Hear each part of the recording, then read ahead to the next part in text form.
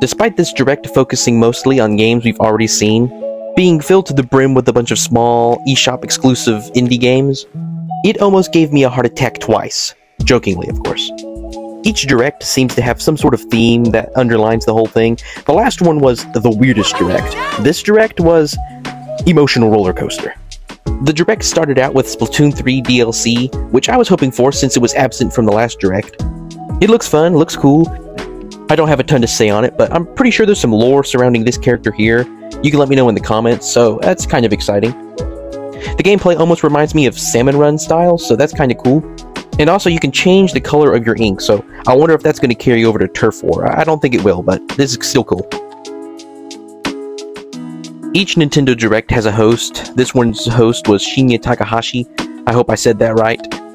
He will forever be remembered in my mind for saying one line. Let's see our first batch of Nintendo Switch headlines.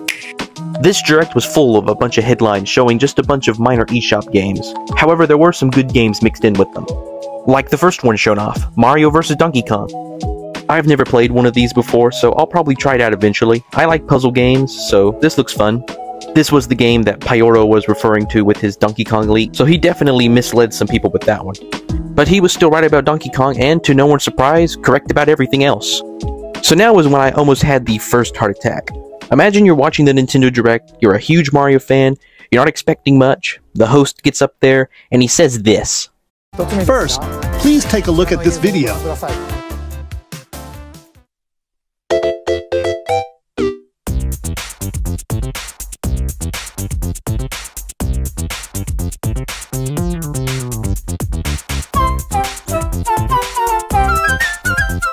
What's that? It's a large question block. Actually, this question block currently appears on the roof of the previously announced Nintendo Gallery that's under construction in Uji City, Kyoto Prefecture. I don't know about you, but when I saw that, my mind immediately went to Mario Galaxy 2 Remaster, or Mario Galaxy 3. And as crazy as that sounds, the music that below was very disappointing. However, this Direct managed to redeem itself. The next few announcements were more eShop exclusive indie games and stuff we had already seen. We got some more information about Super Mario RPG. They changed the way the battle system works slightly and added a few new things. Still excited to try this game. We got more information about the Princess Peach game regarding story elements, gameplay elements, and the name. Princess Peach Showtime. The name is fine. I think they could have done a little better, but it's okay. Of course, I said the same thing about Super Mario Bros. Wonder's name, and that came back to bite me.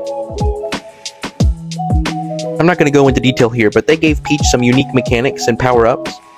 I was curious from the beginning how similar it would be to a Mario game.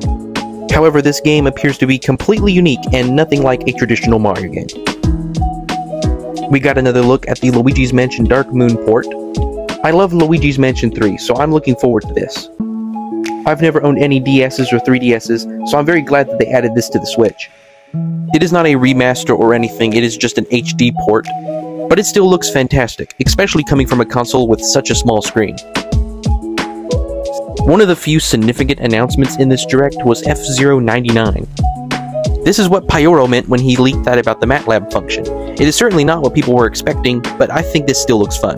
It's pretty much the first F-Zero game, but you play it with 99 other players. Pretty self-explanatory. I've never played the original, so I don't know how many new things they've added to this one, but it looks like they've added a good bit of new stuff. One of the last bits of news was about the final wave of the Mario Kart 8 DLC. They've added Daisy Circuit from Mario Kart Wii. They announced the last new characters, Diddy Kong and Funky Kong, along with Pauline and Peachette. Certainly an anticlimactic way to end this DLC.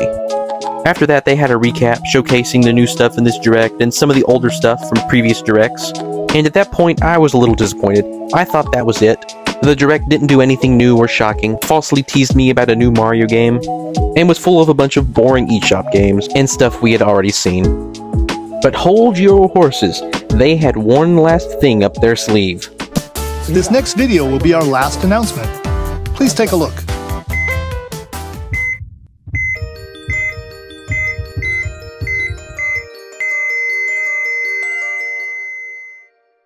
They did it.